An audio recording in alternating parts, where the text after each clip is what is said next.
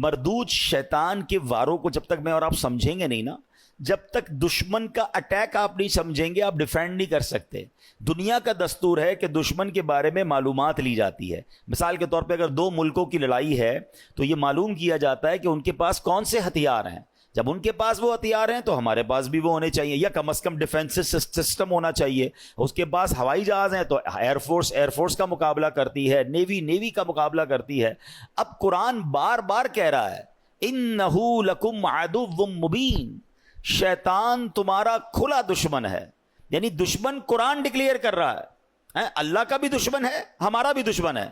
مگر ہم میں سے ایسے کتنے ہیں جو کبھی کسی عالم دین کے پاس گئے ہوں، کسی مفتی صاحب کے پاس گئے ہوں کہ حضرت میرا سب سے بڑا دشمن شیطان ہے، ذرا اس کے وار تو بتا دیں، اس کے ویپنز تو بتائیں، اس کے اٹیکس تو بتائیں۔ نوبڈی کیئر، کسی کو فکر ہی نہیں ہے۔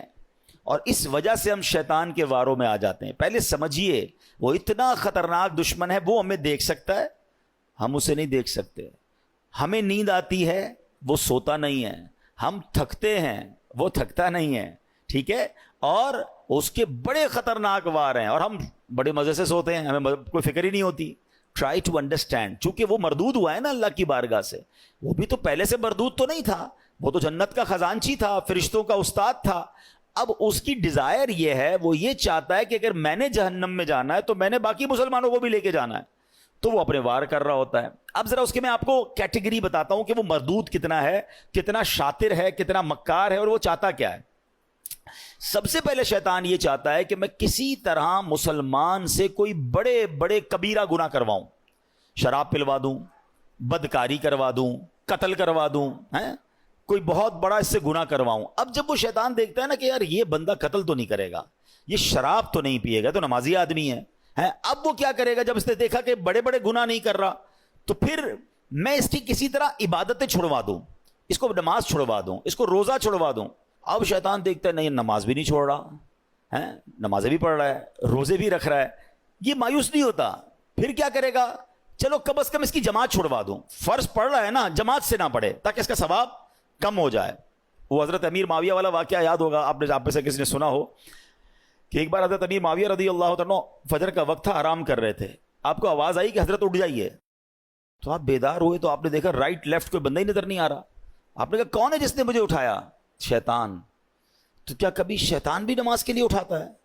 کہ حضرت بات یہ ہے کہ کچھ دنوں پہلے آپ سوتے رہ گئے تھے، آپ کی فجر کی جماعت چلی گئی، آپ نے بڑے آنسو بہائے، میں نے اللہ کے فرشتوں کو سنا کہ اللہ نے حضرت امیر معاویہ رضی اللہ عنہ کی آہوزاری کے سبب انہیں 700 نمازوں کا ثواب عطا فرما دیا۔ میں نے سوچا آپ کو اٹھا دوں، نہیں اٹھے تو آپ نے پھر رونا ہے، رو کے پھر زیادہ نمازوں کا ثواب کما لینا ہے، تو اسی ایک ہی پڑھ لو، یہی ٹھیک ہے۔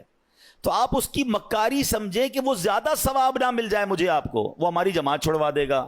اچھا اب دیکھے گا کہ بندہ ہے بڑا پکا نمازی، اس کے نفل چھڑوا دو۔ آپ دیکھیے شیطان کیا مکاری، ہم میں سے کئی ایسے ہوں گے جو پہلے نفل پڑھتے تھے اب نہیں پڑھتے، یا نفل ہی ہے نا، پھر کہے گا یار اس کے سنت موقدہ چھڑواؤ۔ دوسرا وار کیا ہوگا؟ سنت غیر موقدہ۔ تیسرا وار ہوگا سنت موقدہ۔ اب ایسی باتیں کرنے لگ گئے لوگ، یار سنت ہی ہے نا، فرض تو نہیں ہے، فرض پڑھ لو بھائی بہت ہے۔ تو اب آپ کی سنتیں گئیں، پھر ایک وقت آئے گا آپ کا واجب جائے گا، پھر شیطان آپ کے فرض پر اٹیک کرے گا۔ امیون سسٹم سمجھے تھے نا آپ کووڈ میں، کیا تھا کہ اپنا امیون سسٹم اتنا مضبوط رکھو کہ کووڈ وائرس اٹیک نہ کر سکے۔ تو جس کا امیون سسٹم مضبوط تھا اس پہ وائرس اٹیک نہیں کر پاتا۔ آپ کا اور میرا امیون سسٹم پتہ ہے کیا ہے؟ یہ ہماری عبادتیں ہیں، ہمارے پہلے نوافل ہیں۔ نفل پکڑ لو تمہارا فرض مضبوط ہو جائے گا، کیونکہ نفل پہلے ہے، پھر سنت ہے، پھر واجب، پھر فرض کی باری آئے گی۔ شیطان نہیں کر سکے گا حملہ۔